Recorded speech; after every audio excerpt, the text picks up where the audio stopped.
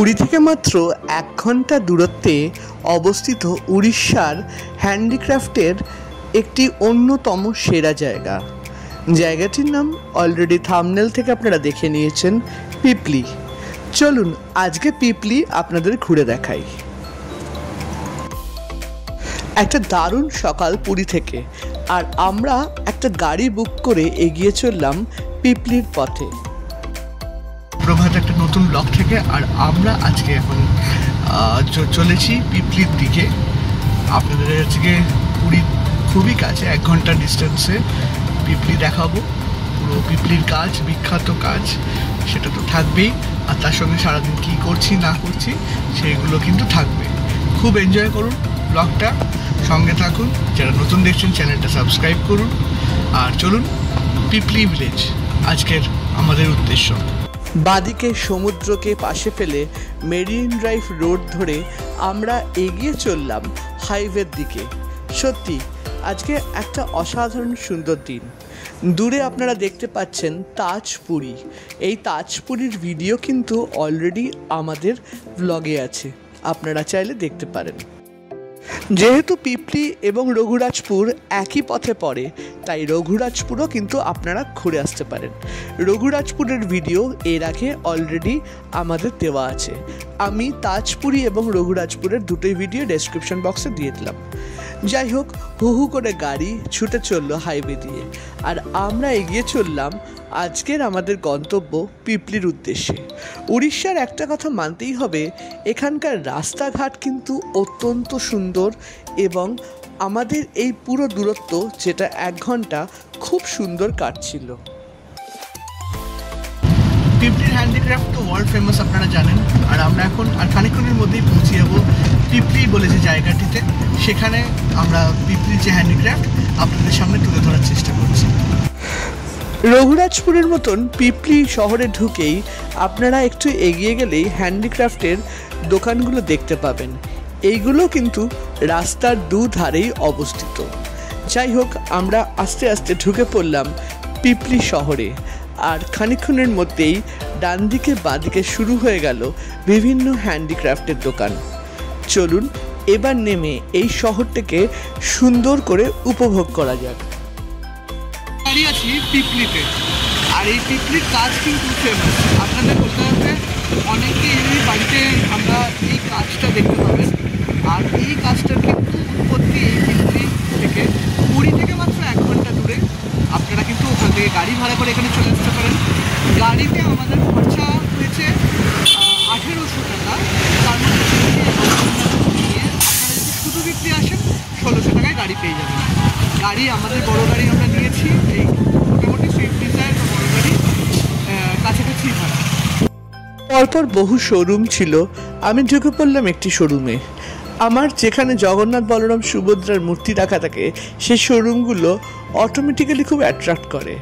এখানে ময়ূরের পালক থেকে শুরু করে অনেক কিছু বিক্রি হচ্ছিল।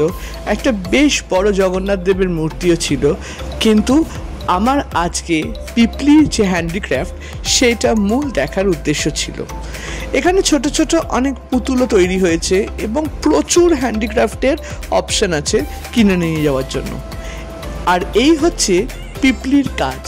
পিপলির রকমারি জিনিস পাওয়া যায়, সেটা আপনি স্কাই হ্যাঙ্গিং বলুন, ওয়াল হ্যাঙ্গিং বলুন, সব কিছু। পিপলির জগন্নাথ, বলরাম, সুভদ্রাও কিন্তু আপনারা এখান থেকে কিনতে পারেন। আর দেওয়ালে এই রকম পিপলির কাজ তো এখন আমাদের কলকাতা বহু মানুষের বাড়িতেই আছে। তাও যদি ভাবেন একটা নতুন এরকম সুন্দর কাজ কিনবেন, তাহলে পিপলি কিন্তু আইডিয়াল জায়গা। এখানে দেখুন কত রকমের ওপরকার ল্যান্টার্ন ঝুলছিল, আমার দেখে এত ভালো লাগছিল।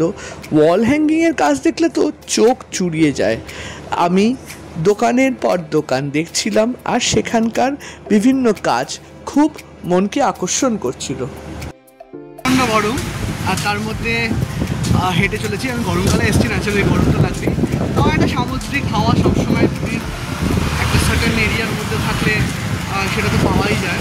তো সেই জন্য ঠিক আছে, মোটামুটি কমফোর্টেবল। পিপলিটা আপনাদেরকে ঘুরিয়ে দেখাই যতখানি সম্ভব। একটা জিনিস বলতে চাই, এখানে হ্যান্ডিক্রাফট বিভিন্ন প্রাইসের বিভিন্ন দোকানে আপনারা পাবেন। আপনারাও আপনাদের বাজেট অনুযায়ী কিন্তু এখানে কিনতে পারেন। বিভিন্ন দোকানে বেশ হোলসেল রেটেও বিক্রি হচ্ছিল। আমি খুঁজে খুঁজে বেশ কিছু দোকান দেখলাম যেখানে কিন্তু প্রাইস বেশ রিজনেবল।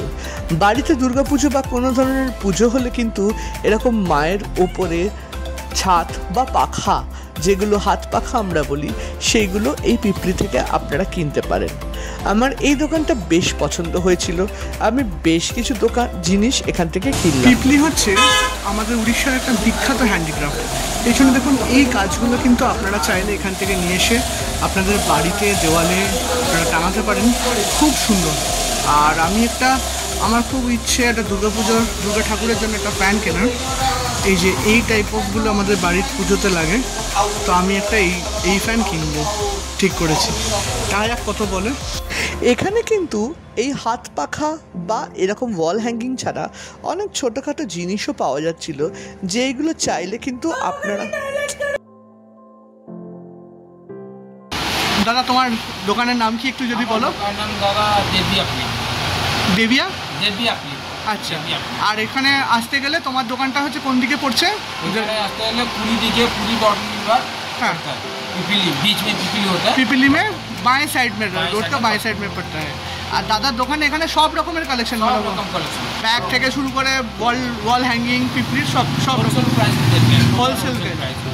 ঠিক আছে দাদা, আমি এক্ষুনি কিনলাম এই ফ্যানটা দাদার দোকান থেকে। আর দাদা সত্যি হোলসেল অনেক কম টাকায় আমাকে করে দিয়েছে। আমি দাম বলবো না, কারণ এটা দাদার বিজনেস পলিসি, কিন্তু আপনারা আসলে এখানে দাদা একদম বেস্ট প্রাইসে করে দেবেন। থ্যাংক ইউ দাদা।